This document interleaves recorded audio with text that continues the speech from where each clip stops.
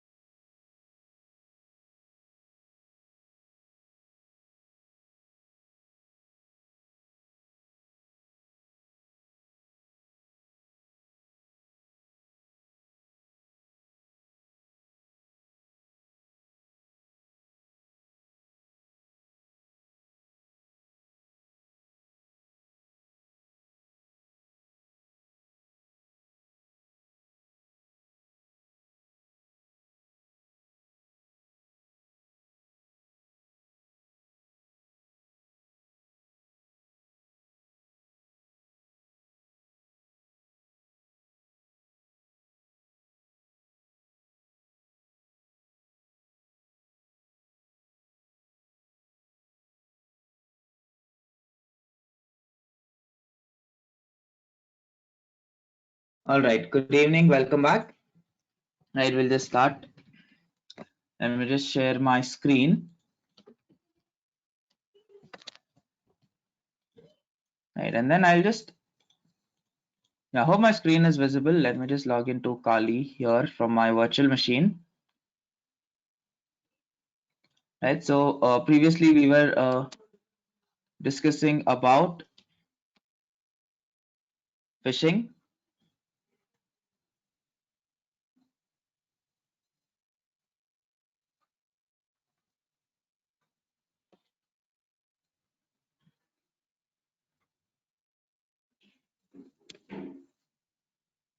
Sure. We didn't get the recording of the previous lecture. Okay, please send yesterday's lecture recording. Okay, Hemant, I actually don't have access. I've informed the coordinators. I'll just check. Let me just drop a message to them again. I'll just see till when it can reach you.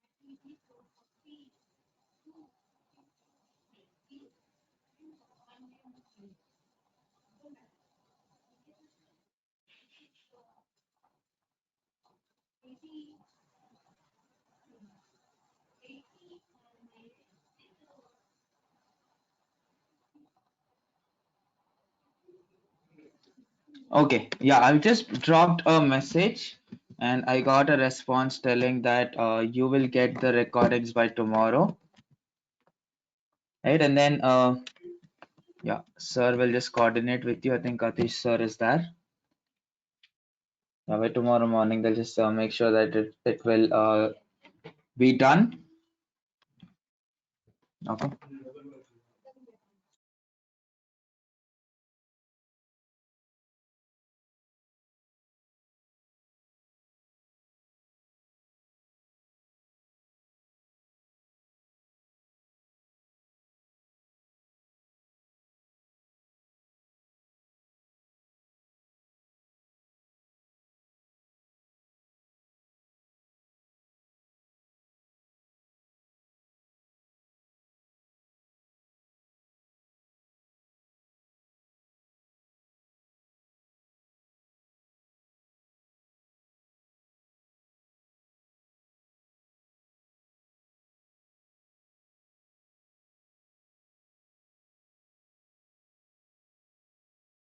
Okay.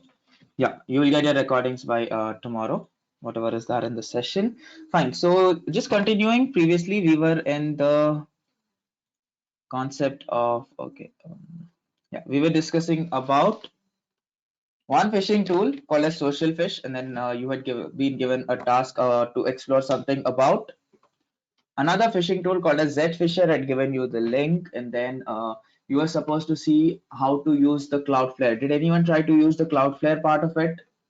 Did it work in Cloudflare? Did it work in ngrok? Which one worked in that Z Fisher tool? Also, I want to know what details you got once you use that fishing tool.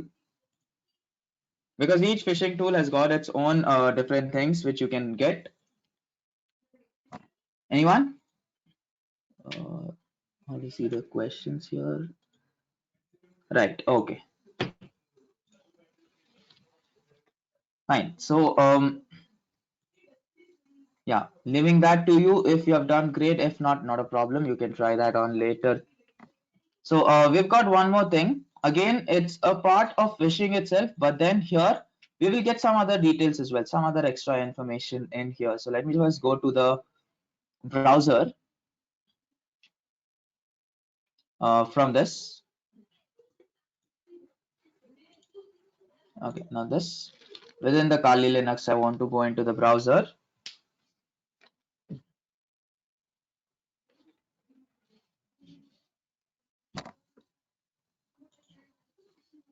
Right, so there is actually a tool called as White Hat Seeker. Right, so this is a tool which, although it uses phishing as the concept for the URL and everything, like the same ngrok is going to be used, but along with that you can also obtain a user's location, right? So in that we were just able to find out the credentials which has been entered, but this is going one step ahead. It is just going to give us the location of a user also, right? So this is a tool which helps you do that. So White Hat Seeker GitHub is the thing which I will be taking, right? Accurately locate smartphones, right? So it's like just like how we host phishing pages to get credentials, right? So here we host a fake page that requests your location. Okay, right? So I'll tell you a very realistic thing how this works, right? So from here I will just copy this URL. This is the file. We actually have to install this accurately locate smartphones using social engineering, right? So this is also in your social engineering techniques itself.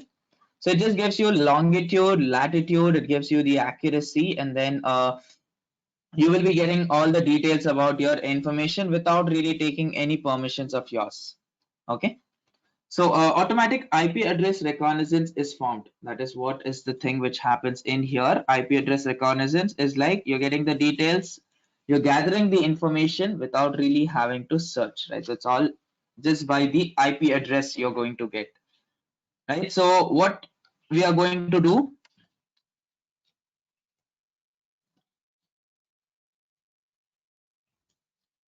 just go to this, okay, minimize, open up a new terminal, and then give git clone.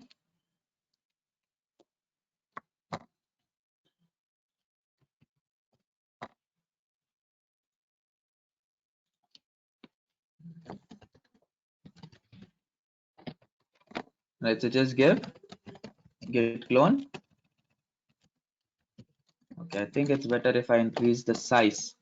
I'm just cloning this thing.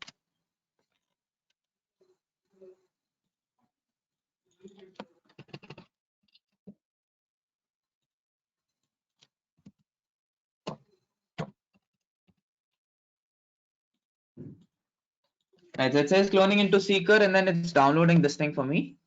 Now I am going to go inside the Seeker by giving cd Seeker.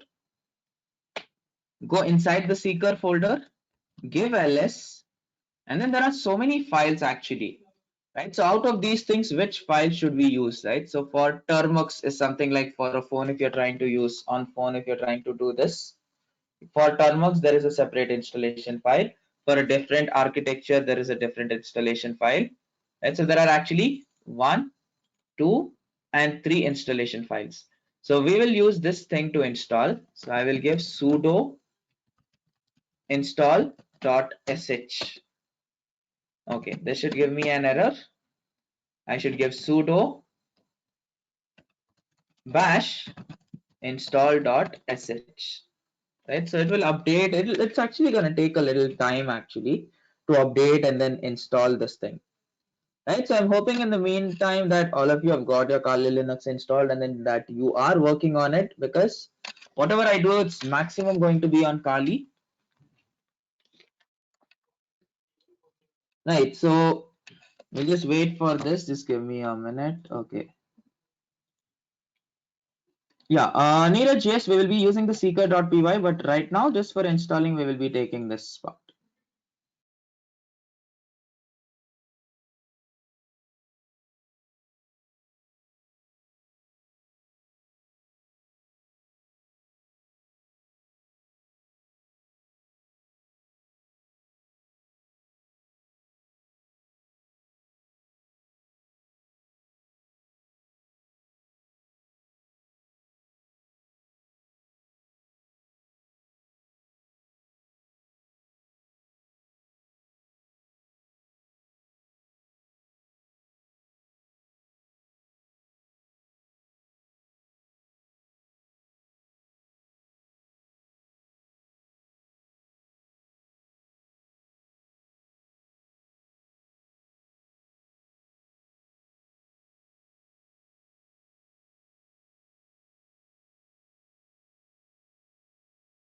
We'll just give it another minute. That's why I am on mute.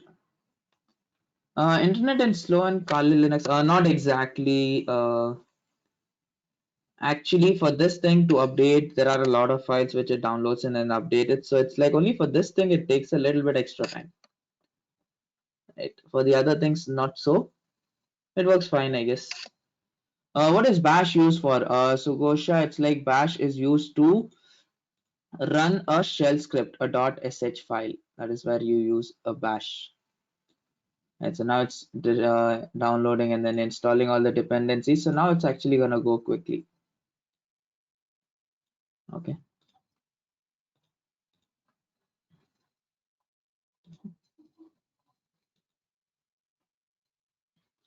Oh, okay, Harsh, no problem.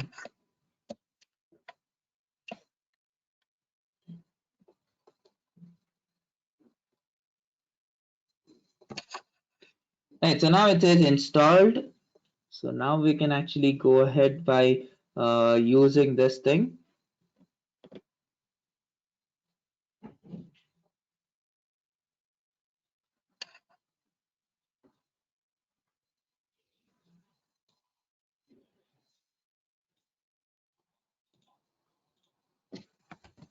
Give ls, and then here now I need to run this file python 3 seeker.py.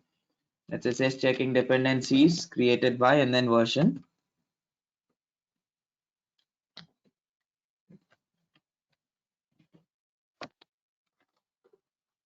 Right, so we'll just wait for this again. Checking for updates.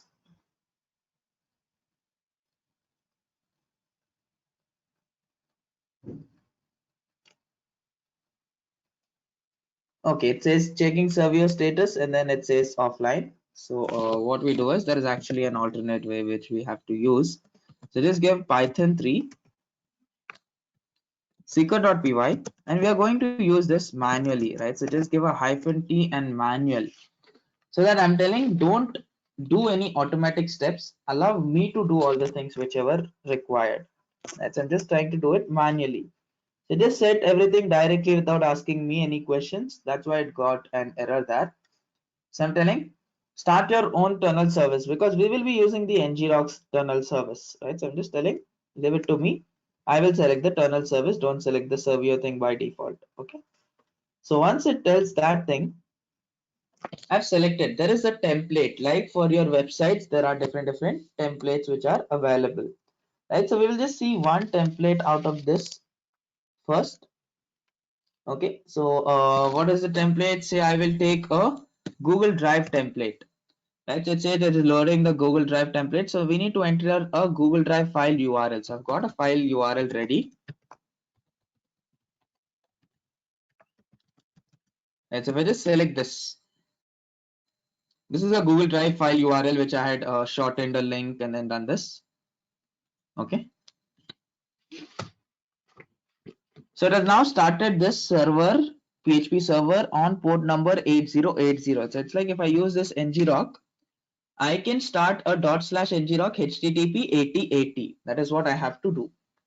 Okay, now it says waiting for user interaction, basically waiting for the user to click on this link, right? So that is what it is waiting for. Now I will just go to say downloads folder. Okay, there is already this ngrok which is there. So here I will open a terminal, and from this I will give /ngrok http. This time the port number is 8080. Right, so it's now generating a port forwarding link. This is the link which it has generated, a port forwarding link. Just copy the link address here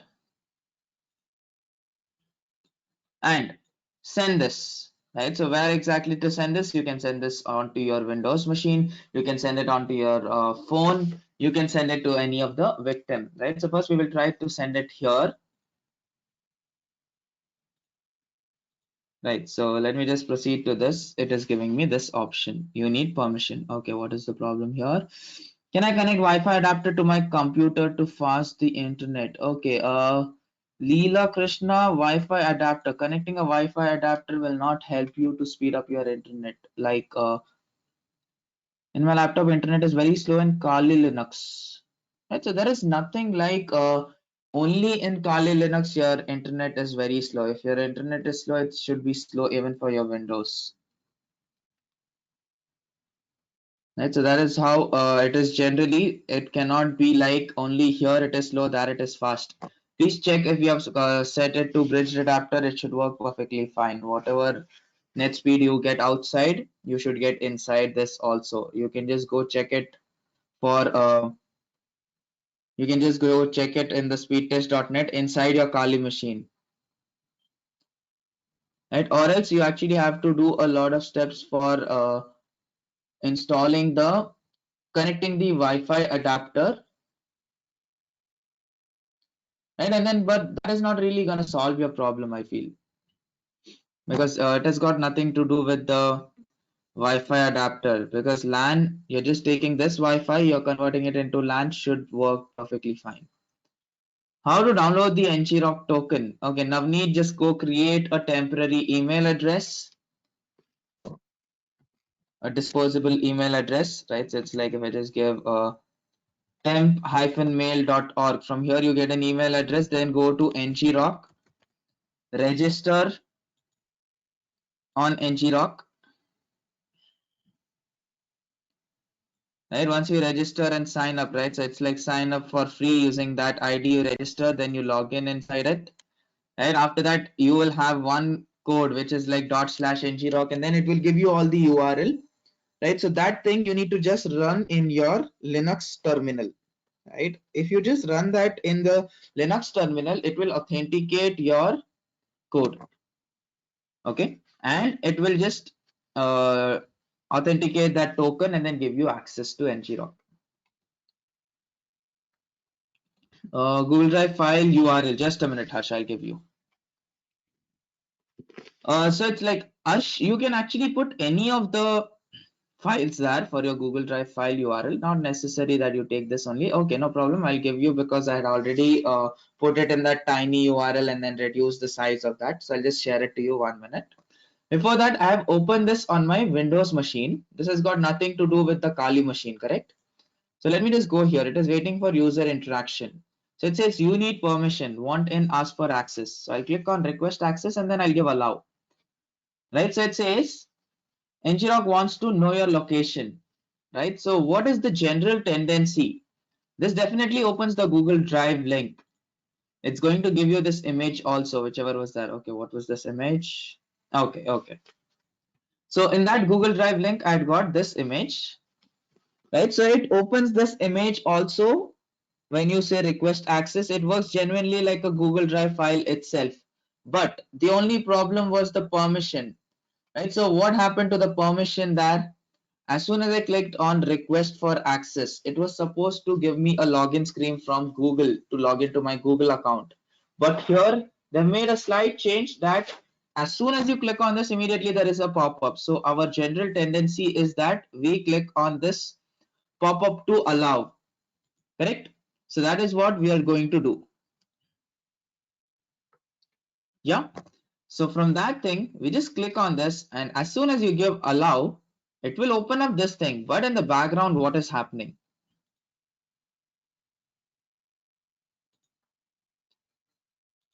You see here, we're getting so many details. It says waiting for user interaction, then it is immediately giving me the device information, telling that OS is Win64, RAM is 8 GB, GPU vendor is Google Intel, and then GPU is Intel HD Graphics 4600. I'm using a Chrome browser. Maximum of the things is obtained from this thing. Since there is a public IP which I've got, maximum of the things is obtained from this public IP address itself. It's giving me continent, country, region, city, organization, what is my internet service provider, every single thing it is actually giving me, right? So I'm located in Bangalore, so it's giving me all the details accordingly. Location information, it's giving me along with the latitude and the longitude, it's telling me where I am right now. Then it is also taking this latitude and longitude, creating a Google Maps link for that place, right? So if I just click on this Google Maps link, it will give me the exact location of where I'm um, located right now. Are you going to upload this session on Mentor Buddy or anything? Because I'm actually outside and unable to hear anything. Aryan, yes, it will be uploaded, I think, in your WhatsApp group. I am not going to upload because I don't have the access. The technical team will take care of it, right? So sir will be uploading it probably onto your WhatsApp group. However, it was done all these days. Nothing new. The same way it is going to get uploaded. Can we use tinyurl to shorten the ngrok forwarding link to make it less suspicious? Yes, Siddhant, you can do that. You can use ngrok, you can use bit.ly, you can use any other link shortener you know. Because some of them might already know about this ngrok link, right? So you can see here it's giving me this address, right? So it is pretty much where I am right now. Okay. So that is how Seeker helps you to get the location. Fine, along with the details of your IP address, right? So if at all there was something like there was a credential thing, any page you create which if you wanted to combine that Instagram pages along with this Google Drive, right? So you can also put something like login to Google Maps. You could probably add something like that also, right? So first we'll just see a little bit about what was the seeker.py file, right? So now you know what was there in that Instagram page, correct? And now you know what is happening in the seeker.py page, right? So actually this is a thing which you have written here, right? So you can just do, one second, I'll just try to explain to you one part of this. See here it is selecting the port number, starting the PHP server, and after that if it's a success it'll give success, if not it will give a failed. Then it says waiting for a user interaction, right? After that it's going to give you detail about all of these things, which is the GPU, which is the RAM, which is the platform, which is the operating system, right? So all of these things are now printed here, correct? So along with this thing, it's actually searching from this IP information it's getting from this place, and then trying to print the continent, country, region, ISP, and everything. And once this is done, it will give all the other details about the location. You see here, latitude and longitude is also shown, right? It's also printed what is the degree of that and everything it's given. Then it is printing the location information. So they've just given a Google Maps link so that whatever location information is obtained, the latitude plus the longitude, put it in this URL, because Google Maps accepts anything after the Google Maps / place. You give the latitude plus the longitude, it is going to give you that place's location. So they've done a code which gives us all of these things, and then it will actually enter, it will create a file in the database, right? So maybe you can just combine the code which was there for that social fish, but this is written in Python, that was written in Bash, right? So you need to know a lot of programming to change that code, write it in Python, and then do it. Yeah. So how to create the Google Drive link? Neeraj, were you asking about this Google Drive link, whichever I got here, right? So how to create a Google Drive link, right? So in this,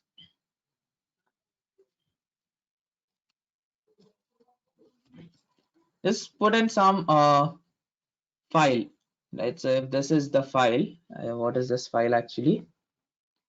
Some file. Okay, this is the file. If I wanted to use this file for the Google Drive link in that seeker, right? I can just take this directly. I can copy and paste this when I selected the thing there. Yeah, Harsh, sure. Right, for those who wanted that file for the Google Drive link, this is the URL. I've just shared you the link. Yeah, for this, I just went into tiny URL. I used this thing. I put it in tiny URL and then I put a username. I put a link name and then I was just using it. The same thing for abc.png. And here also you can do the same thing. Whichever is your file. Yeah. Okay. Does it show live location? No, it will not show you the live location. It will only show you the current location. Why Servio status is showing offline? Okay, Latif, you'll have to go check with the person who has created this code. It is because the Servio server is down and you cannot use it directly.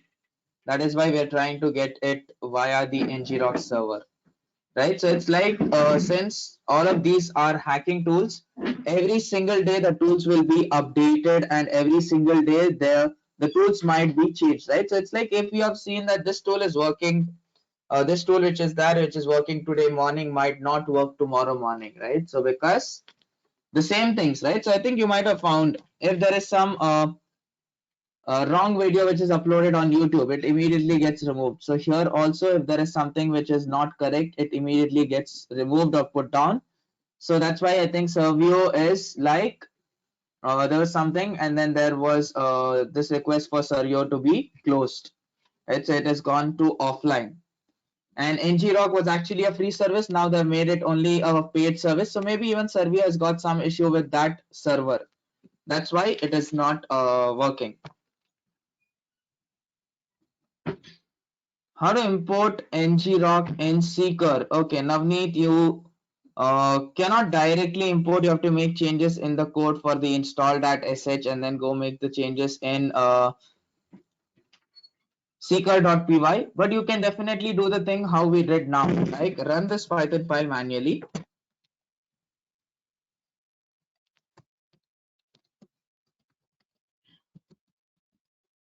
Right, so run this Python file manually, and then you can actually create a port forwarding by using ngrok separately by opening up one more terminal.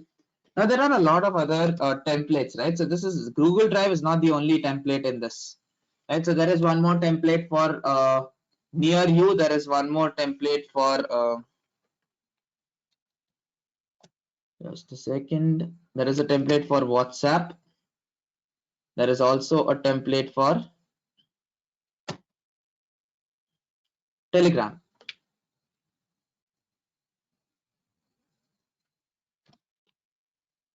Okay, I think I'm trying to access the wrong folder. That's why it's giving me this error. Yeah. Open terminal here. Python 3 seeker.py -d manual. Check-in dependencies. Now I will just select the second option instead of the first option, which is for WhatsApp. Correct?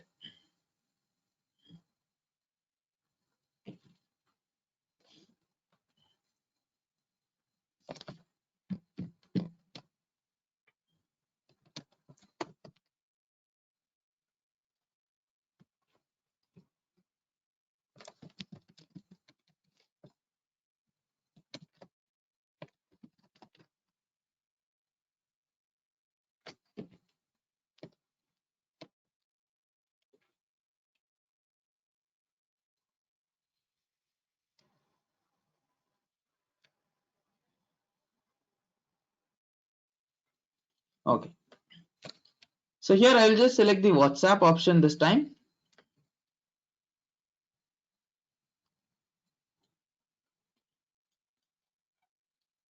Okay, it is just sudo python 3 seeker.py -d manual. And so selecting the WhatsApp option, it's just a template. It's just asking me a group title, right? So maybe I will just call it as cybersecurity path to group image. Okay, it just needs one image here. So I think I've got one image on the desktop. You will not have this image, so you have to download some image. So I've got one desktop, one image on the desktop.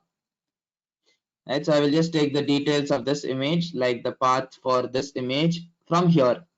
Right, so this is the path, like basically where this image is located. Okay, I have it on desktop, so I just clicked on properties, and then I got the image location. It's a JPEG image, so let me just try to use this.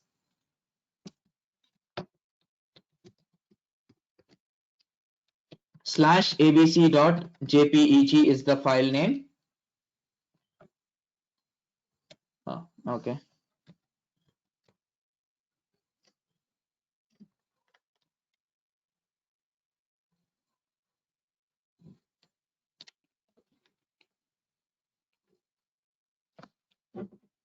Okay, I think it's better that I download some other image.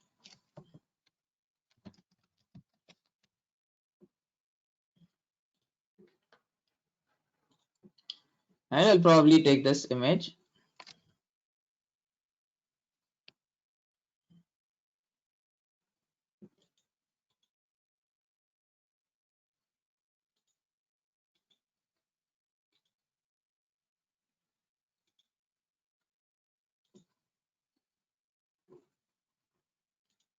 On the desktop, let it be saved as index.png.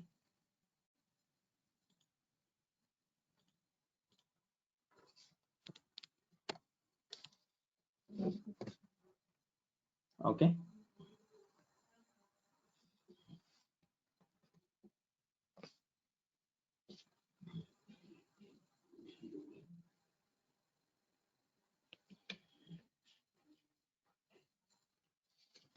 Select two, just give some group title actually. And then I will take the path of this image index.png. That's a /home /kali/desktop /index.png. Right, so it has accepted that image. It is just giving me the port and then starting the PHP server. Okay. Right, so now waiting for user interaction. So now it is expecting me to open that ngrok thing again. So on 8080, so let me just copy this link address and then open it again. Right, so this is a different link which I have.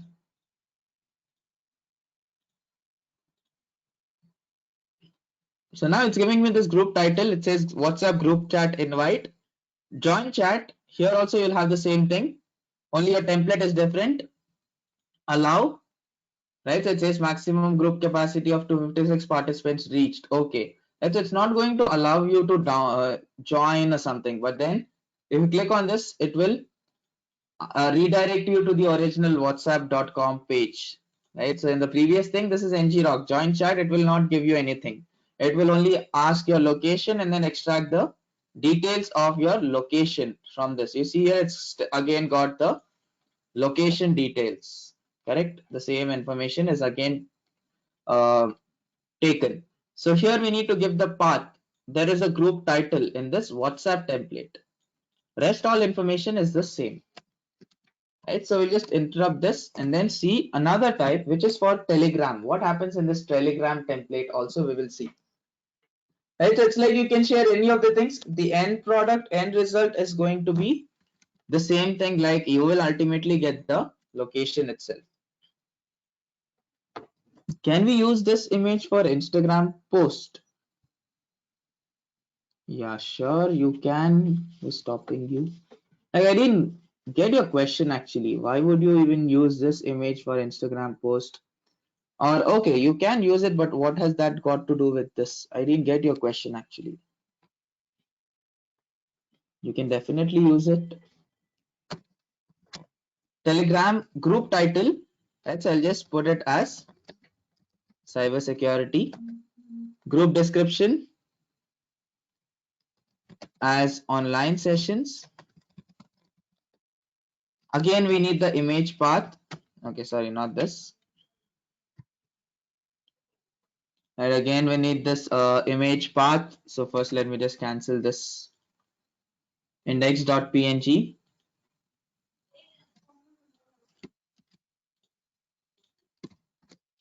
Slash index.png. Number of members, I can just mention that there are like 2000. Number of members online are like 23. So now it's going to create something with respect to this information. So it has started a PHP server. Again, waiting for user interaction. Just start this ngrok server and then open this link. Okay.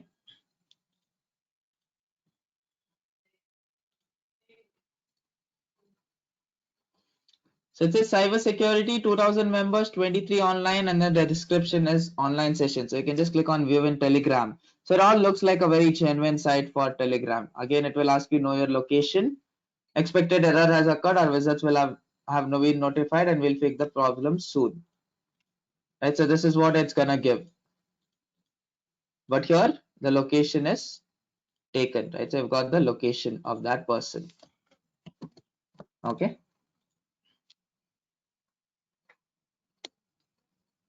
Okay. What if the victim is not allowing the pop-up? Okay, Arvinda, I told you this is social engineering.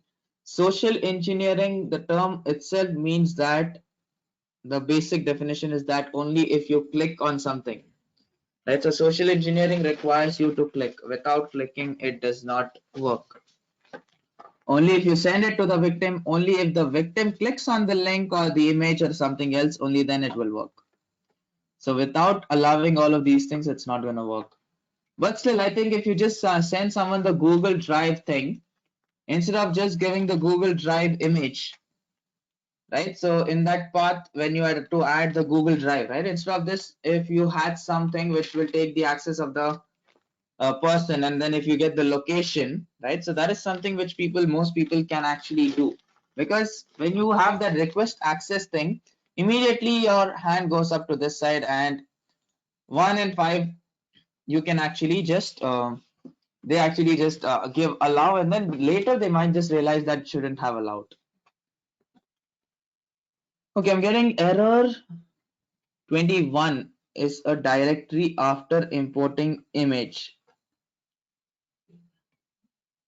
Navneet, please check your image name. Please check if you have given something like this correctly, like right click properties. You should copy this with the slash initially also, and after this you have to give slash your file name. Mine just shows waiting for user interaction. Harsh, you have to open one more terminal and then make sure that you have turned on your ngrok. If not, it's gonna just wait. Maybe the ngrok thing is not opened on your other terminal, right? So that's why it's causing you this issues.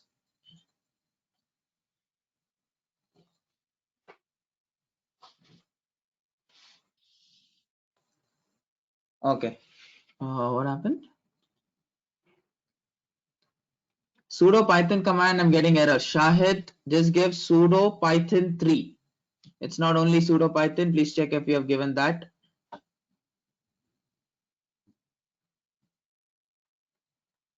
Python 3 seeker.py -t and then manual, right? So you need to give all of these things. Just retry once more if you're getting the error again, because it happened in my system as well.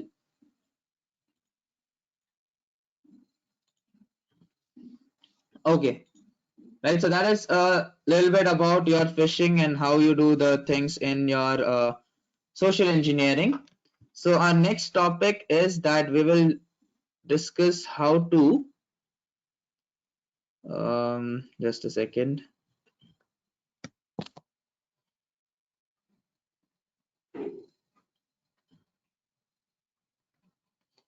Please wait.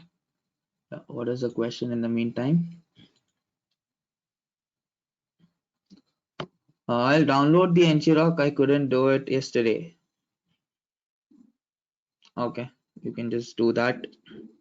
Yeah, there was this thing called as password cracking using keyloggers, right? So this is something like a foolproof or real-time thing, like for how to use the keyloggers, right? So this is something which you can actually do. Right after that, we have seen a part of web hacking wherein we saw what is IP address location. Then actually, I think in 5-10 minutes we can finish one small part. There is something called as ping of death,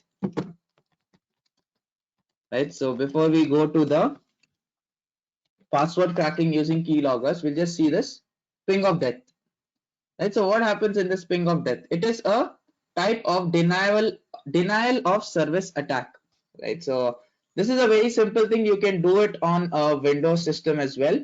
So what happens in this ping of death? We had seen this ping. Did I tell you anything about ping and CMD? Sending the data packets and then receiving. I think in the initial first sessions, I think I told you. You all are aware of what is ping? What is ping? When I update my VirtualBox, I got like this: failed to upload RO module.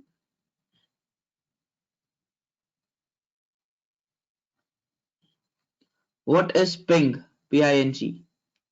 Did I show you something like ping -t www.google.com? Was this thing showed to you? No. Okay, fine, not a problem. I'll just finish it now.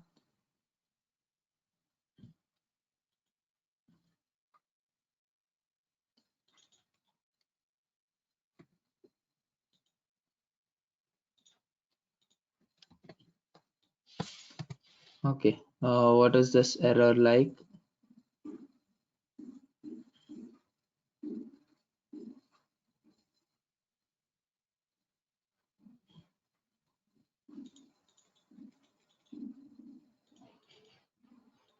Okay, I'm actually not able to copy this error, Leela, because I think it is something with respect to your virtualization. Have you enabled your virtualization? Does it say virtualization enabled in your F2 setup? And if that is that, this shouldn't come your problem. Doesn't matter. Even my VirtualBox is not updated. Not necessary that you update your VirtualBox. Even this is like a slightly older version of VirtualBox.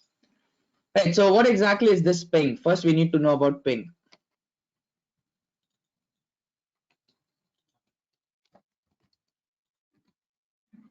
It's just copying your email address, not giving the message to copy here. Right, we'll just see. Please try checking if you have enabled the VirtualBox. So ping here is like, if I just give ping -t www.google.com, right? Then what happens? Enter. Right, so it's just connecting to Google, sending data packets, and then receiving a reply from whichever is the website which we are sending.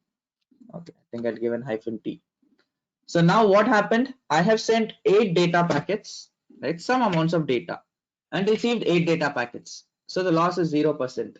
So the approximate round trip times in milliseconds, this is your ping. You also call it as latency. Okay. So the average time it took for connecting to google.com is 41 milliseconds. This is your ping time. Okay. So what is this ping of death attack, right? So first we will see what is this ping. We have understood now what is this ping. So if I just go to this website, one more example is speedtest.net. Okay. So right now I'm in Bangalore, so I'm trying to check my internet connection. So this is the thing which I'm using, Excitel. Let me just find the server, say in Bengaluru. I will choose the Excitel server and just click on go. I'm connected to my Wi-Fi. So it's giving me this thing, ping in milliseconds, that it is 4 milliseconds it has taken me to connect. And then the download speed and upload speed is something different. Like I'm almost getting like 80 Mbps as the speed right now. So the ping is 4 milliseconds. So to connect to the speedtest.net and then connect to this server, Excitel's Bangalore server, to connect to it, it took just 4 milliseconds for a round trip time to send and receive the data packets.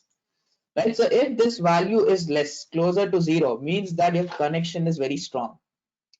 If the time taken is less, obviously you get higher speeds. Right. So here it was 41 milliseconds to connect to Google. Right. So even this is a very good, because sometimes it goes up to 200 or 300. That is when there is a problem that, okay, the ping or the reaction time or the latency time is very less, right? So this is supposed to mean that I'm having a very good internet connection, a very good download and upload speed. It's supposed to mean this thing, correct? So here it's responding to Google in 41 milliseconds. I think even in your systems, if you just check, you are also supposed to get something like 50 or 100. Okay. If yours is more slow, right? But then on average, you get around 30 or 40 milliseconds if you connect to Google. Now, if I just copy this IP address, right? So this IP address, if I just go search here, it is now going to open up google.com for me. So we call this thing as the DNS, right? So DNS means domain name system, right? So instead of giving google.com, the computer doesn't understand google.com. I need to give it numbers. It actually does not even understand this 142.250, right? So this is the DNS, domain name system. So we have assigned right now publicly this IP address is assigned to google.com, correct? But the computer does not understand this also. Now I think while explaining to you about the IP address, I told you that how we get this 142.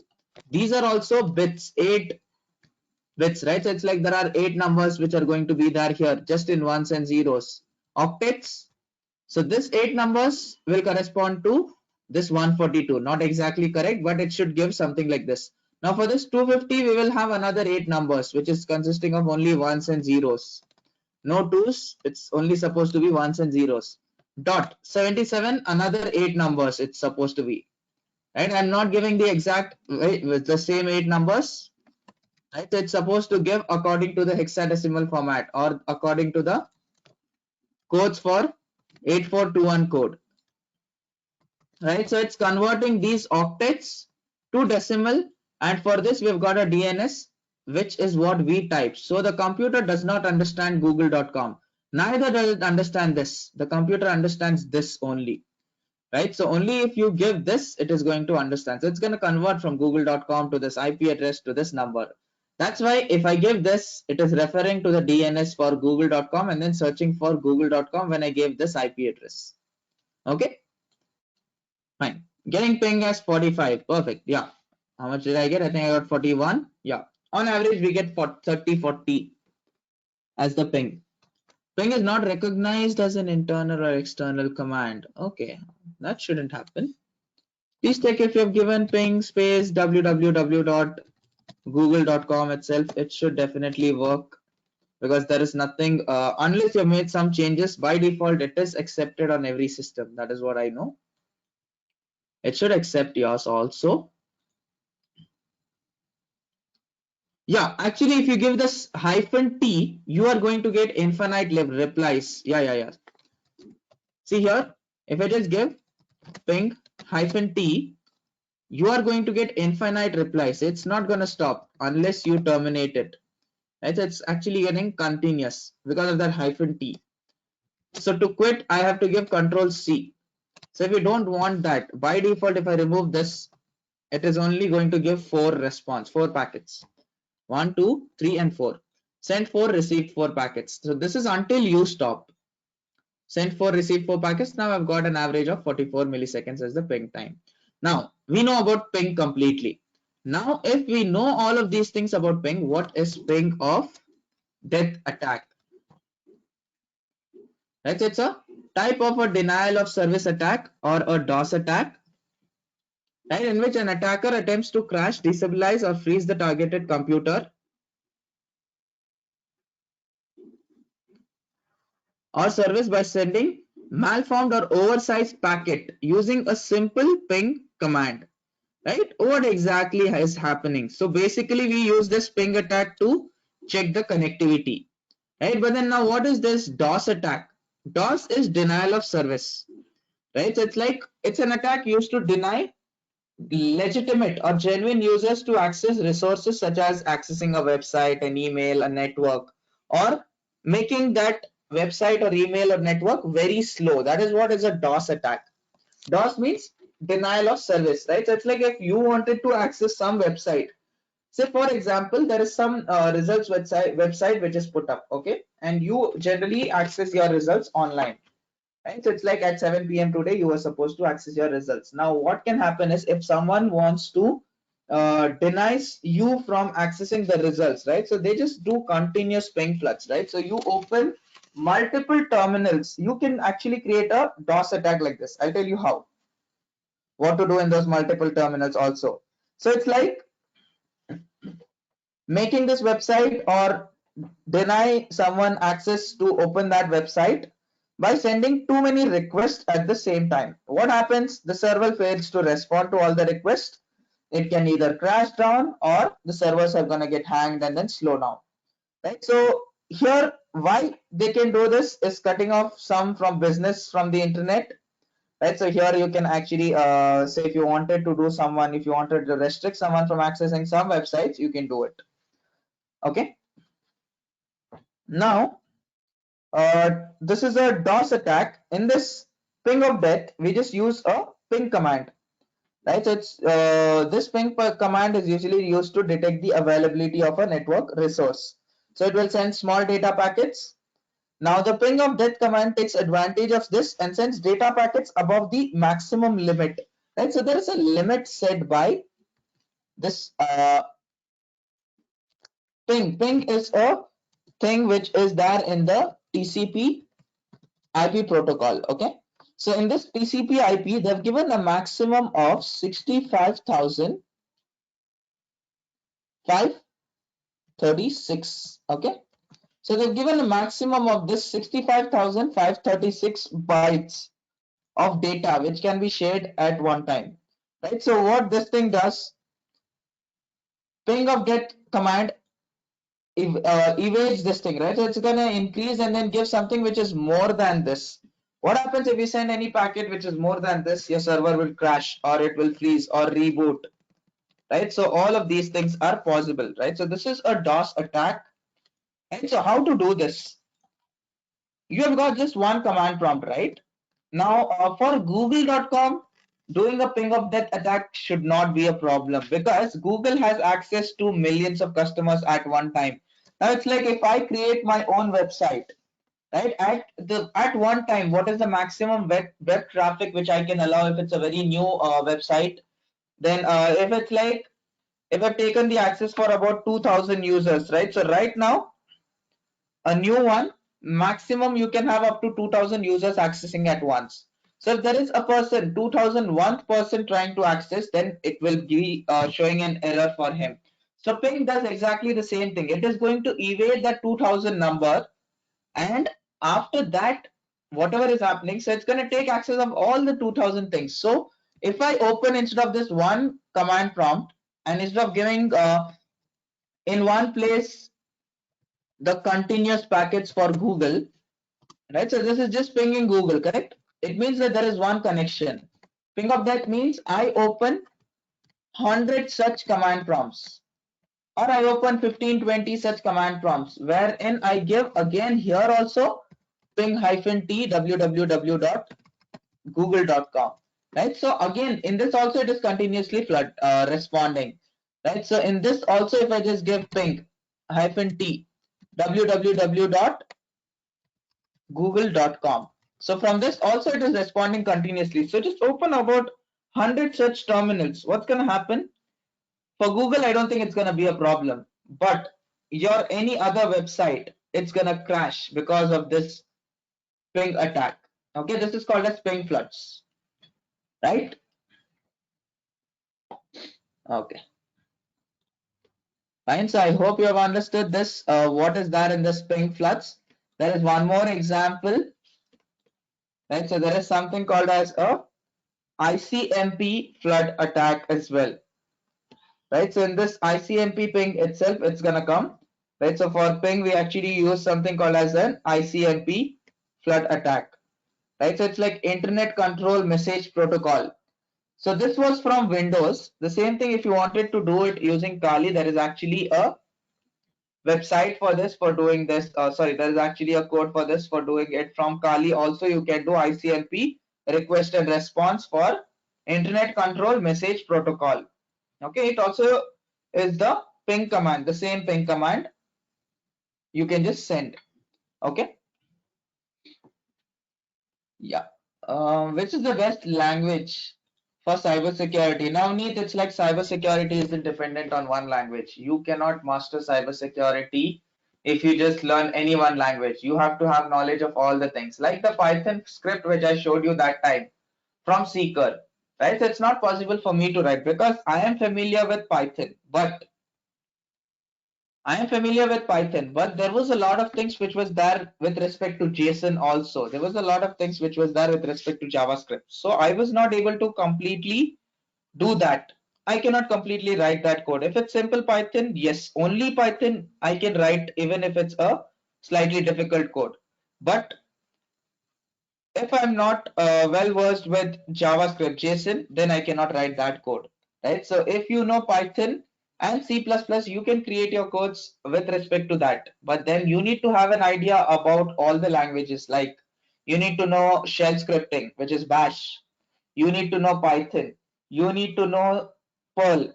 You need to know Ruby, right? So you also need to know C, C++, right? You also need to know Java. All of these things are required, right? So it's like you need to know about all of these things, at least the basic in all of these. Yeah, which language is best? So that depends on the type of things you want to do. So in GTA game, there are several servers for RP. What exactly is this RP, Gaurav? And they DDoS each other for competition and reach. Is that illegal? Uh, Since it's a gaming, I don't think so. It's illegal. I don't really know much about this GTA, and I'm aware of this GTA, the Vice City, and then San Andreas and that thing. In the new versions, I've no idea about the servers. Okay, PUBG also uses the same thing. Yeah, they DDoS each other for competition. So it's like right now, if I do this, it's not gonna, no one is actually gonna know, right? So unless you report it to the cyber cell and then they track who did all of those requests, then you can do it. Then you can come to know, right? Say I use a VPN, I then do all of these things, right? So I use a VPN and then I connected it to some network which is not mine, and then I do all of these ping of floods or this DDoS attacks, right? So then it's gonna be very difficult for someone to even track you, right? So definitely, if someone reports it, it is illegal, but nothing of that sort happens, I guess. Yeah. So we'll just do one thing. We will stop here. We will take a short break, 10 minutes. We will come back and then continue with the rest of the things. I hope you have understood about ping and ping floods, or what is ping of death attack. This is all which is that inside this ping of death attack.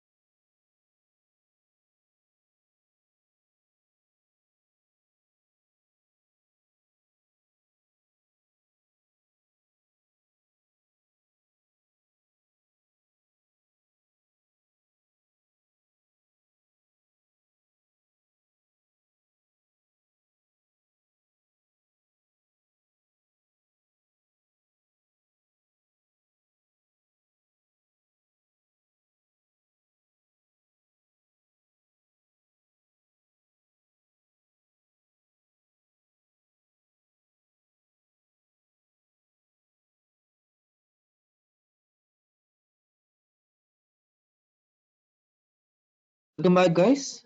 Can you see my screen?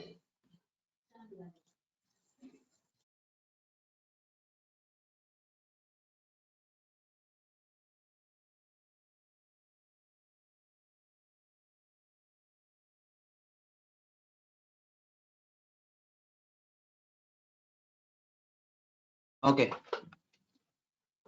Yeah, Navneet. Okay.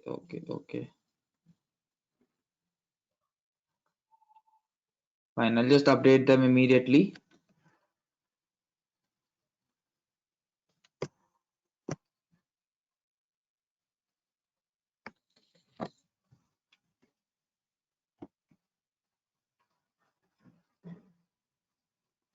Okay. DDoS attack is legal or illegal? Okay, Neeraj, definitely it's illegal.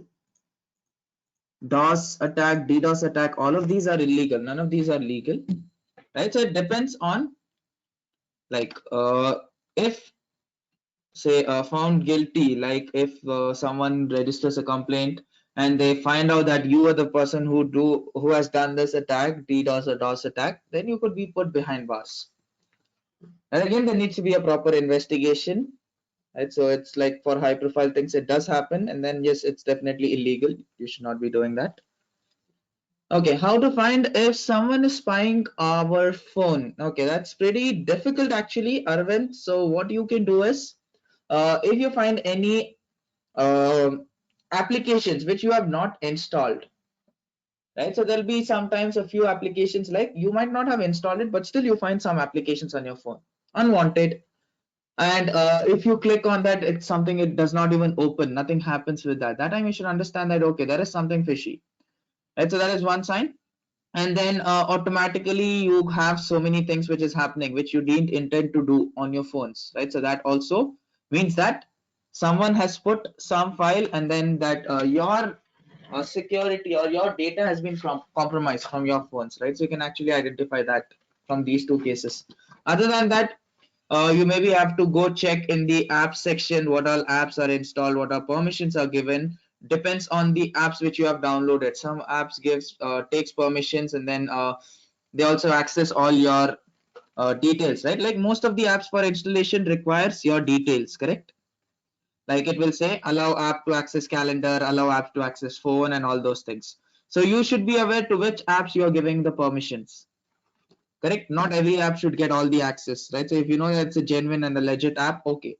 If not, you should just first explore what all things this app can do. Is it a genuine app? Who is the owner of this app? Something like that. You should have an understanding, only then give the permissions. Okay, what is cap size for packets in TCP IP? Right, so it's the 65,300, that 300 odd things. That is the cap size for the packets.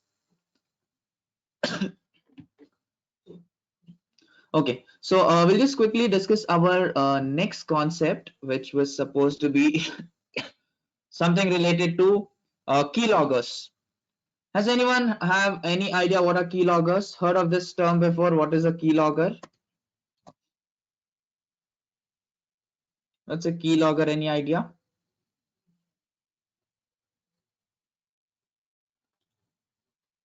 No. Okay.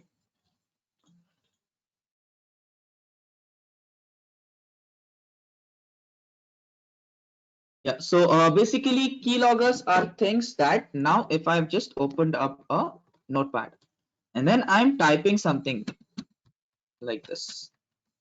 Keylogger is something which would capture all of my keystrokes. So if I now use right arrow keys, it's going to capture how many times I pressed right arrow key, how many times I went left.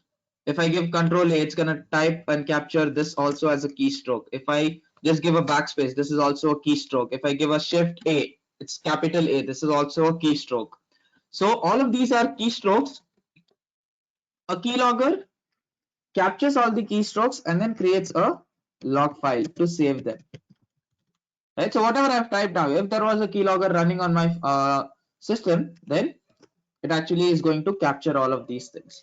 So it's like I have got a code, it's a Python code and a fairly simple code when you compare it with the things which was there, right? So I'm just looking for a way to share the file here.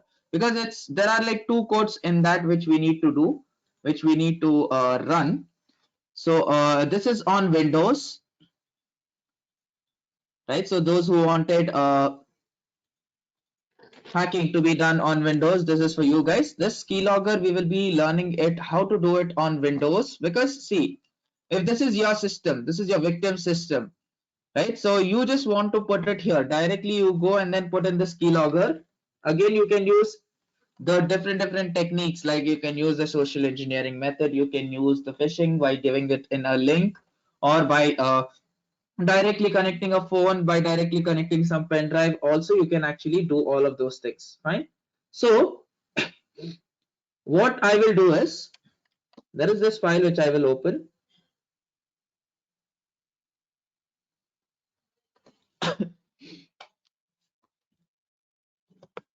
um yeah, I've got these two files. Let me just copy it and paste it here on the desktop.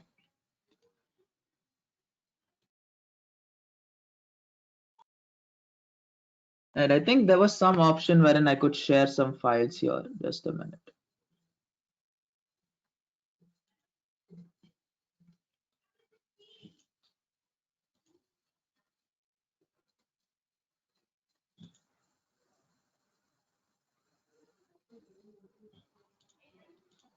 Okay, I think it accepts a .py file. Just a minute. I will just share with you a file here.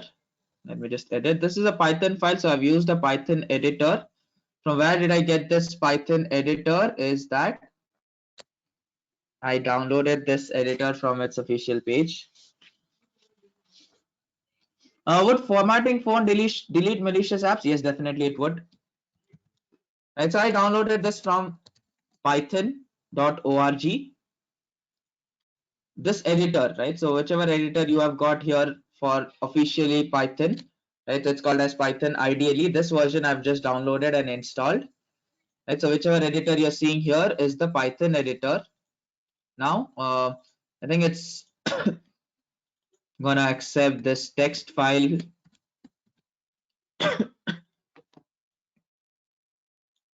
Okay, still not a supported format. Fine, then I'll just give you a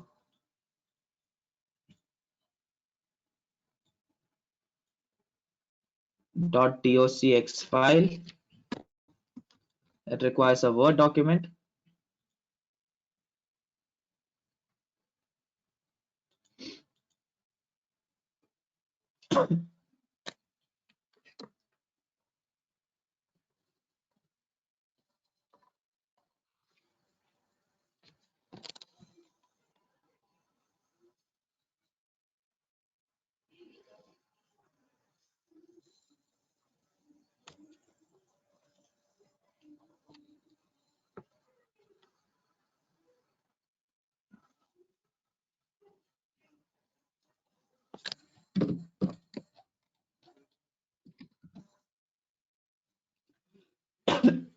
Right, so don't make any changes here. Just give a Control A and Control C, Control V. Put in your .py file.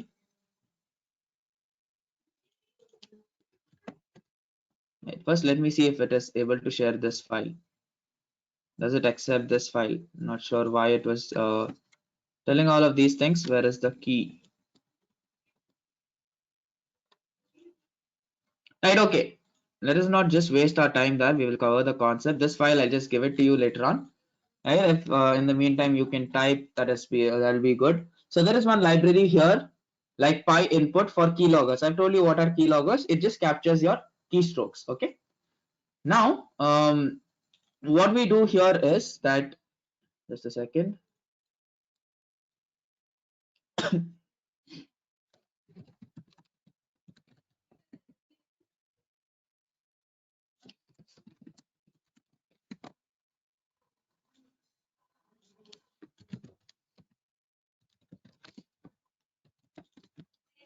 Okay.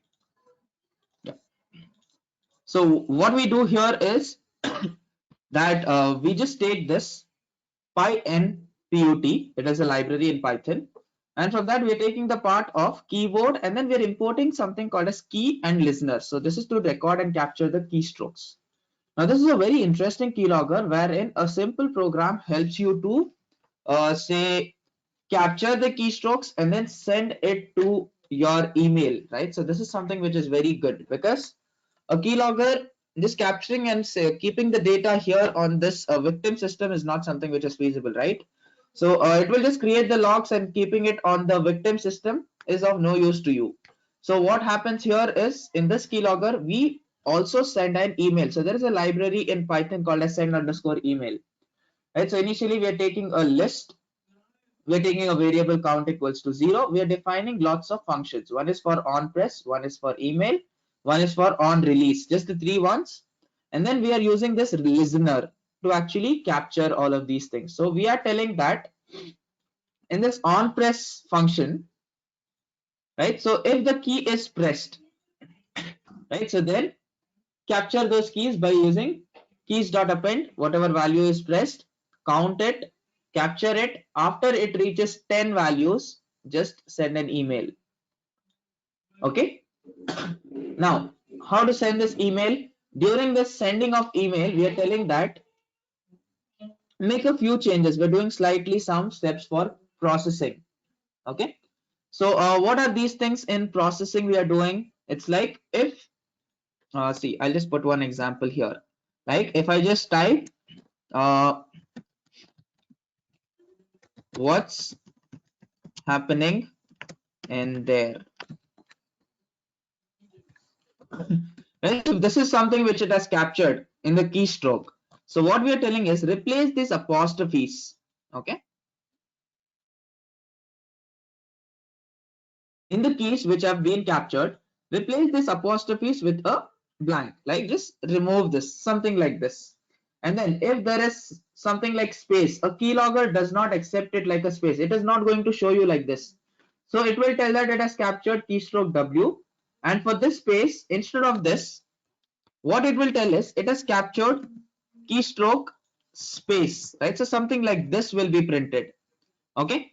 And if I give a enter, right, at this place, if I press enter and the keylogger has to capture it, so it will not just give me enter, so it will give me something like this key dot enter or something like this, right? So key dot enter or something, right? So we are telling that wherever you have got this space, if you come across this space, right? So if you come across this, sorry, key dot space, it is going to put it as key dot space.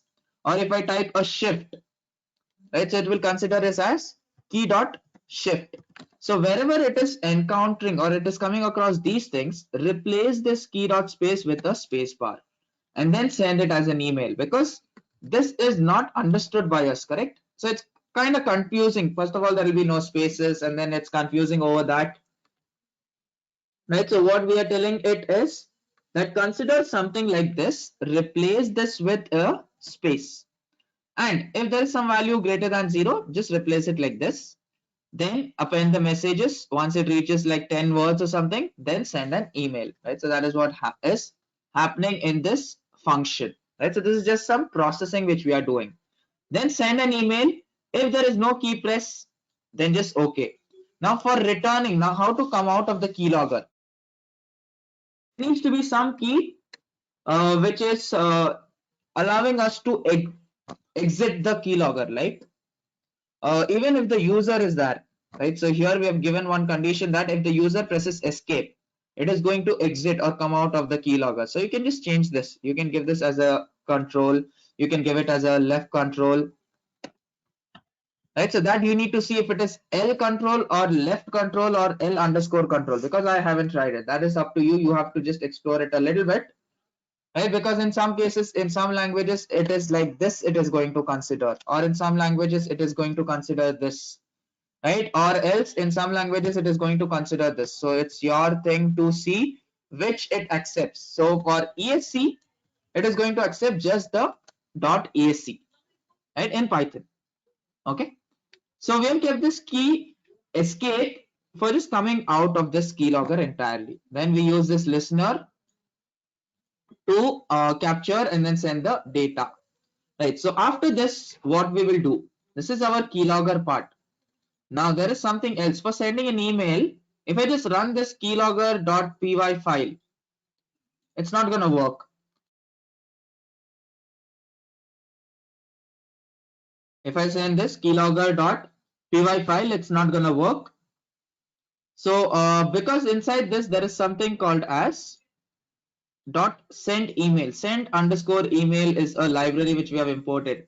So importing this means that there needs to be some reference, right? So either it has to be somewhere in the Python's library, or it has to be something like we need to create one file which has got this thing, so that this is like a header in your C, right? So using headers you can actually import other files, right? So something like that we have to give here. So this send underscore email is a .py file here. You can just see send underscore email.py file is that. So this file contains the details about your emails and other things. So here, what is the thing? Your Gmail server, right? So here I think this code you can use only your Gmail, because Gmail uses this SMTP server. So this code is written for SMTP server. Not sure if it works on any other Yahoo or some other Hotmail or Outlook email. Definitely works on Gmail.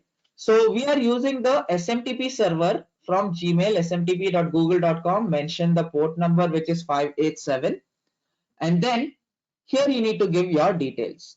Put your sender email address, put your password, send the receiver's email address. Okay, and then you just put the context and then give all the connections, right? So these are your configuration files which you need to use for the connections to this server. Okay, now this is the code. So here you can just remember that just change these three files, rest all are okay. You can just it is only for logging into that email ID, connecting to this SMTP server port, then sending an email, right? So all of these things, just the connections, but these three things you have to change.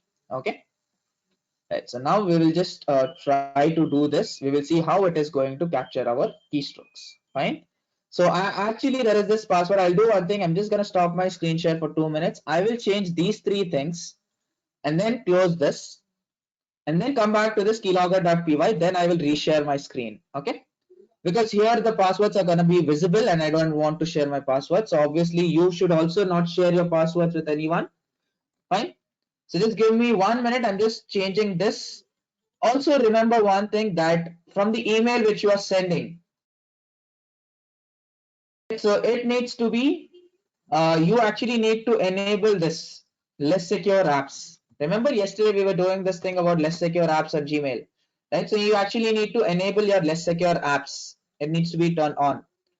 Okay, only then it's gonna work. Make sure you have your less secure apps enabled. That part is on. Then only you can send this from your keylogger. Okay, so just give me a minute. I will just stop my screen share. I will make this change and then reshare my screen.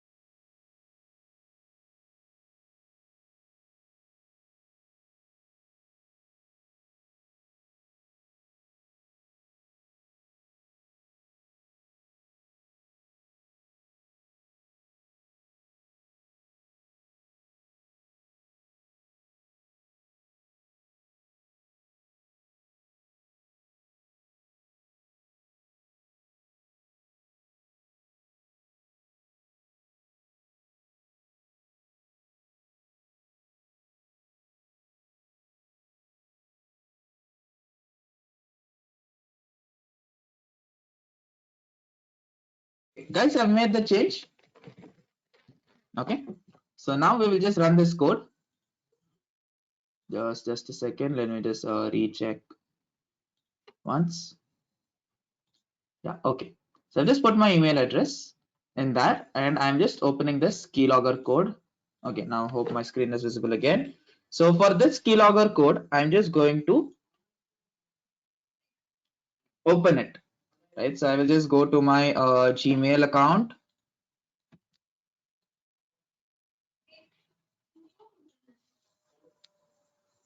Okay, here.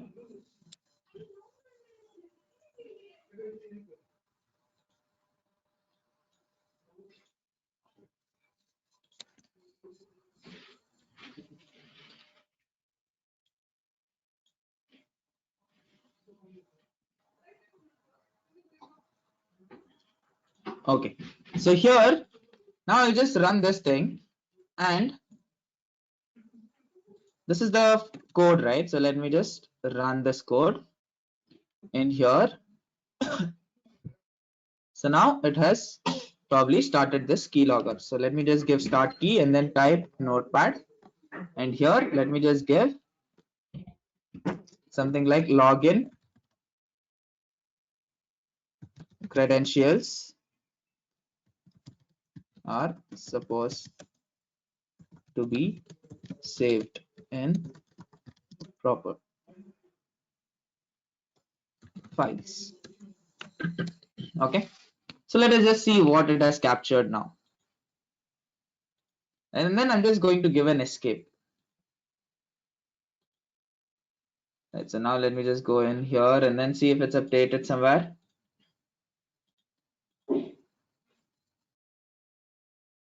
First of all, we will see here. Right, so key.cmd pressed. This is like the start menu. Then I search for notepad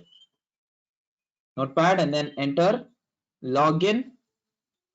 Okay, it missed on a few of the things. Credentials are supposed, right? So it has actually not captured all of these things, right? So it's not able to capture at such a high speed. You can see credentials are, it is supposed to be saved in proper file, right? So it's like in some place it says username and password not accepted. Okay, this is for my email. It's not able to send. That's why it was just reconnecting. Fine. Then I don't think it has sent any email. Right. Okay. Okay. Fine. But then I think I've understood the concept of this keystroke. Just again, it'll just take a little time for me to figure out the password and then check what is wrong. Okay. First, let me see if the Let's Secure Apps access is on. Right. So that might be one issue.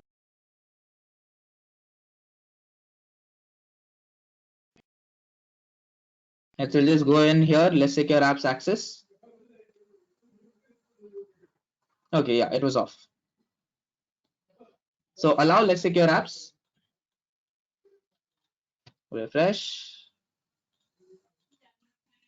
It's on now, right? So it needs to be on. Right. So now let me just give like in this place. Right. So how about just giving a restart? It should basically say restart. Enter. Right. So immediately it says key dot enter pressed. Right. What is shift? It says key dot shift press. What is control? Key dot control underscore L. Yes. So here you got what is the thing for control? Left control. This is for right control. Left alt, right alt. This key, the menu key, space. Right. So it's key dot space. Right. So if I just press start, it is key dot cmd. Right. So it got 10 of these things. 1, 2, 3, 4, 5, 6, 7, 8, 9, 10. Right. So it got 10 of these things. Now it's sending the email. Right. So probably now you actually going to get an email. Right. So can you see here? Right. So in this, you can see an email is received onto this thing. From this to this, I've got an email. We just send all of these 10 things. So if you wanted less or more, you can definitely make this change. Okay. So in this, we are given a condition in this place that only if you encounter key dot space, then replace it with a space. So here, where was the space that? You just see in this keystrokes. Space was just before the two start menu keys, right? So we'll just see here. Can you find a space here after this key dot menu? it has replaced that because we had given a condition only for this. So if I had mentioned for all of these things that replace it with certain things, then it would have replaced. And so this is how you use your Python keyloggers. Understood the concept, what is happening here? I tried to give you maximum explanation, and definitely the output is seen here. Now we'll just see all the other things. So immediately it's updating in the background. I think you can see this. So if I just type backspace, it says backspace pressed, right? So if I just give hi, enter, right? So please, right? So it has got those 10 things. So it has sent it. Save the login. Again, it has got this log, right? So I think it is going to consider only single keystroke, right? So sending it for 10 is slightly complicated, right? So it'll now receive another one and then in some time another two, right? We've got these two things. So what we can do is it's actually going to record the entire thing, right? So from here, it is actually combining this thing here. Along with that, it is combining this thing, right? So it's actually going to give you the entire thing since the keylogger was started. It's going to give you all the details. So what we can do is we can just change this code slightly to what? Instead of 10, give 50 or 100 so that you get an email only when 100 things are pressed. Because you see, if I just want to write a paragraph, right? So this is hardly like how many things? 1, 2, 3, hardly a line. For that, it's sending an email. So we can just make make this change, increase the number of these things, right? So make it like a 50 or 100. So after every 50 characters, then it's gonna send, right? So we'll just put it like 50 characters and then rerun this thing, correct? So now what I'll do is I'll just delete all of these emails and here enter, right? So we'll see if it's actually getting updated, right? It says enter key pressed, right? So please save the login details in your secure folder, right? So I think till here it has actually reached those 50 characters. So it just got slow or a little bit, it got stuck, right? So this is the line, 50 characters almost. It did.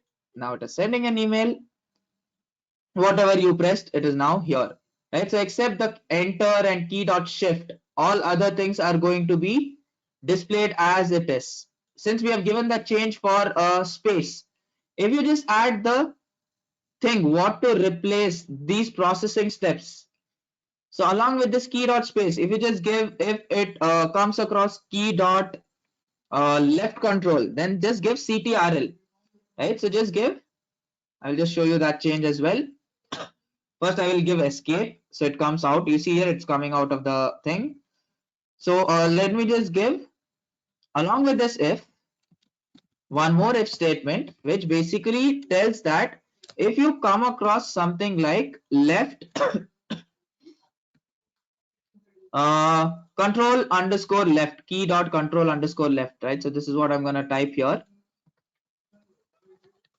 Right, so if you come across this thing, make a change that, okay, there was already key dot. All right, what can we tell here? Instead of mentioning this control, just put something like this, right? CTRL, right? So just put something like this so that we come to know and we differentiate that, okay, that this was there. Actually, the control doesn't really matter. What is the problem? Why do we even require control? Say if you want to capture the keystrokes, we only require shift. Why shift? Because a password or a username when you're entering in some field can be a capital. So if I give a shift A and then just give A, it's going to be different things.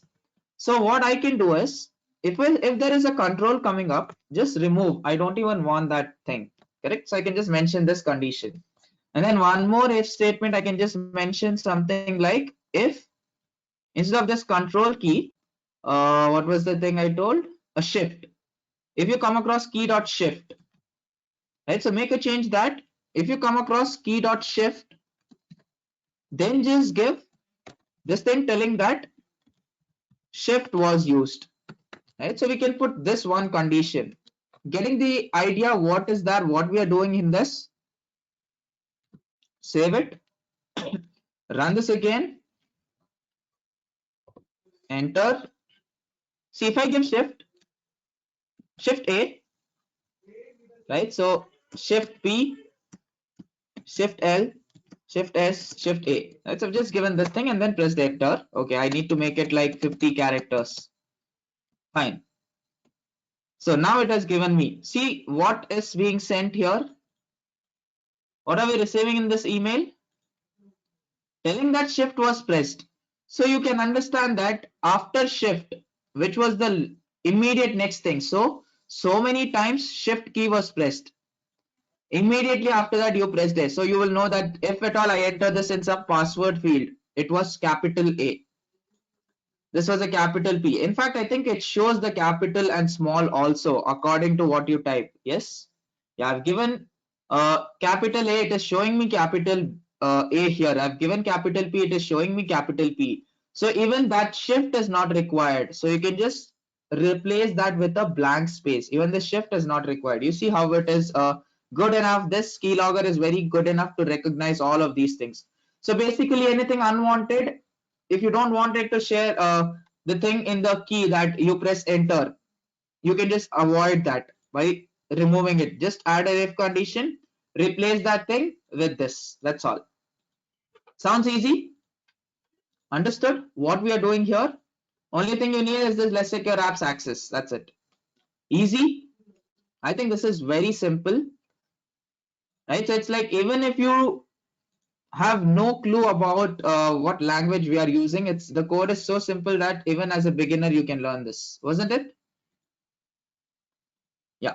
Any doubts? Will it capture the pasted content? Okay. By pasted content, what do you mean? Like, okay, we will try. It will just give you a control plus V. It will not give you that thing according to me. And again, I can just definitely try this. Right. So in here, first run this thing.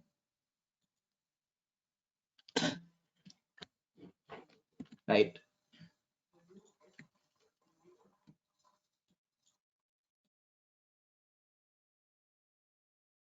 Just go to this, give a control C. It says control, right? So this control C is like showing you something like this, right? So X01 and then X03. You need to be aware of all the things, what it is going to consider. Control V. So just giving me the details of these things. That's all. The pasted content is not shown. Keystroke is whatever you type in your keys. So you give control C, it's going to capture control C. If you type all of these things, it's going to capture all of these things. Okay. So actually there's one more thing here. This closing this.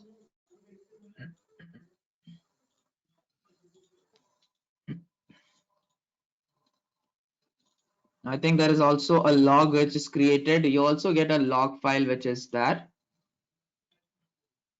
Okay, again you have to see. Right, so you can also do this thing like you can write at the end like create one file and save all the keystrokes in that file, and then you can also export that file. Correct? So instead of sending according to the keystrokes, right? So send once you create a file, right?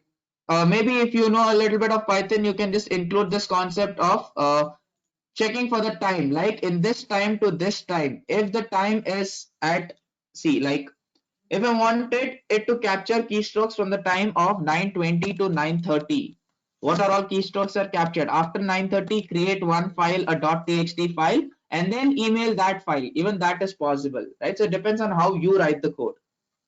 Right, so I am able to tell you this because I know how to do things in Python. The same thing in the previous example, which we took from the GitHub, right? So it was a pre-coded code, correct? So there, along with Python, there was something with respect to JSON also. So there, not clearly that I could have explained you in this way, right? So there I can tell you what all things have been done. I still try to explain you what all things is done, but this is how completely your keyloggers work. Okay.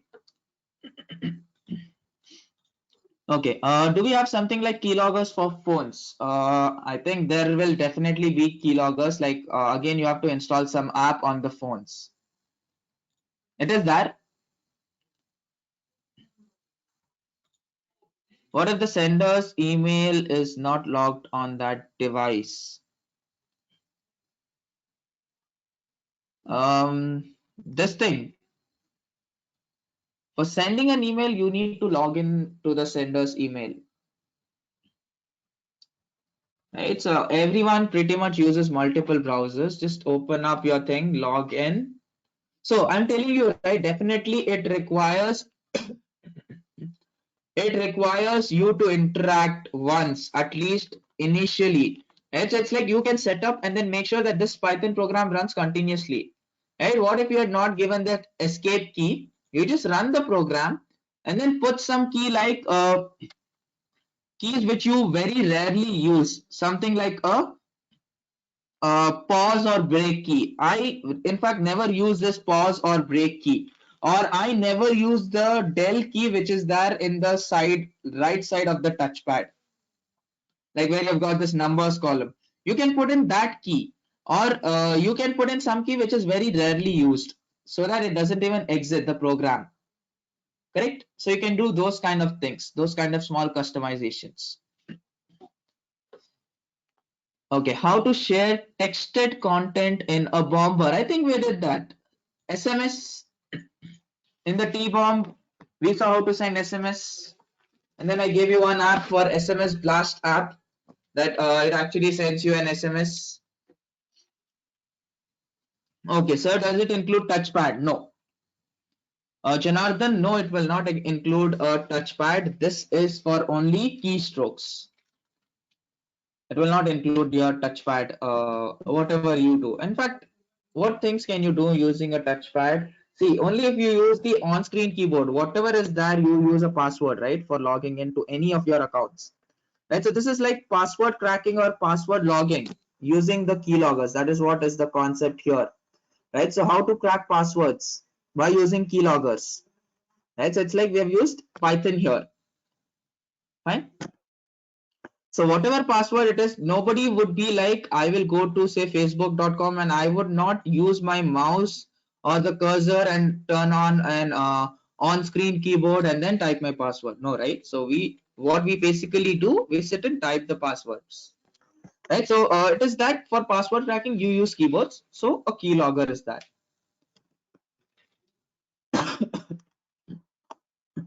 Okay. So we've seen what is this ping of death. We saw how to get the IP address location. We saw how to use Python for password cracking using keyloggers as well. Right. So and other than that, we also saw previously what is this phishing. Then we saw what are the social engineering techniques like social media profiling, and in the phishing there are so many different things. Okay, fine.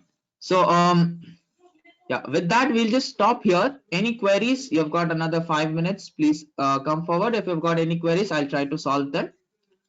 Yeah. Would capturing screen be more difficult than keyloggers? Okay. Siddhant, for capturing screen, I don't think if it's included in our things. There is something like for Windows system hacking. Right. So we've got a framework called as Metasploit through which we can do. It's like if you get access, right, immediately there is just one command which can capture your screen, which can capture your webcam, which can capture your microphone, right? So it's like it's very vulnerable. So just running one single app on your system, right, which you might not even know once it is running that yes, this app was even there, right? It will look like just a normal .exe file, right? So if you just open up my folder and then go to the downloads, I think you might find some hundreds of .exe files. So very similar to this, there will be one exe file. From that you can actually get all of these details, okay, for capturing a screen, a screenshot, a video recording, an audio recording, turning on the webcam automatically from you on the victim's computer. All of these things can be easily done. Okay. uh, can we send hi messages many times to a number using bomber? Yes, definitely you can send. You just type your content as hi, put your victim's mobile number, use the T-bomb thing, it's gonna send. Yes. Okay, I think today now from scratch I've shown you one example how this thing is used. Okay, I had to share this file with you. Just a minute. Yeah, any other questions, just let me know. In the meantime, I will just try to share these two files with you.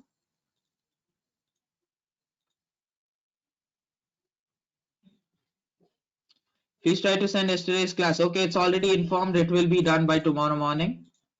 In fact, along with today's session, I've asked them to upload it. Okay, just give me 1 minute. Sharing.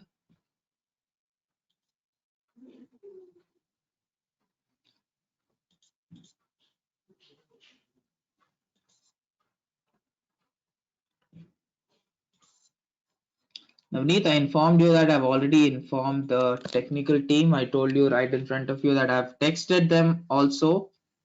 So please wait, it will be done.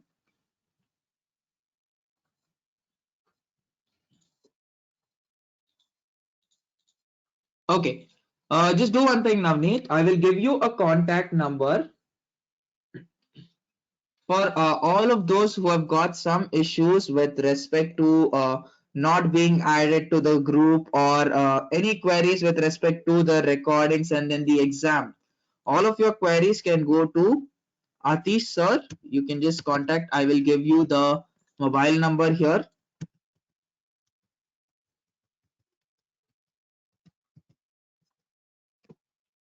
Okay.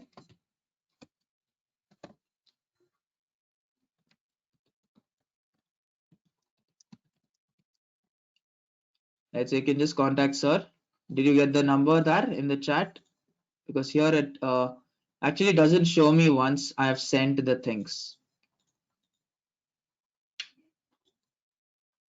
Yes. Okay. Okay. Perfect. Please contact sir for any queries related to what things in your exam and other things you if you wanted to know. Okay. Where can I read about loss of cybercrime? Okay. For reading the loss of cybercrime, you will have to visit the cybercrime cell, I suppose. Few of them will just be updated on Google, but the actual things with all the details, you will have to go to the cybercrime cell.